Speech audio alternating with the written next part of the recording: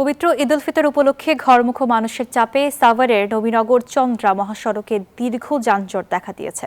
বৃষ্টির কারণে আব্দুল্লাহপুর থেকে চন্দ্রা হয়ে সড়কের ৩৬ কিলোমিটার অংশে ছড়িয়ে পড়েছে এ যানজট।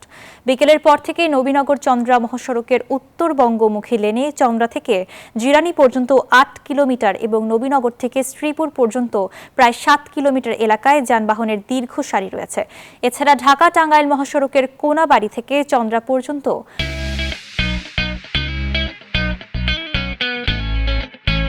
আরও ৬ কিলোমিটার সড়কে যানজট ছড়িয়ে পড়েছে। ২ কিলোমিটার পথ পাড়ি দিতে যাত্রীদের ২ ঘন্টার বেশি সময় অপেক্ষা করতে হচ্ছে। দীর্ঘ যানজটের মধ্যে হঠাৎ শুরু হওয়া শিলাবৃষ্টি যাত্রীদের জন্য চরম বিড়ম্বনা নিয়ে এসেছে।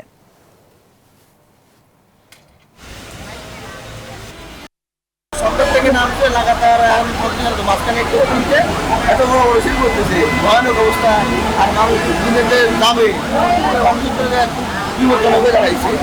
ব্যাগ ট্যাগ নিয়ে ভিজে পড়ে চলে আসছি আমরা।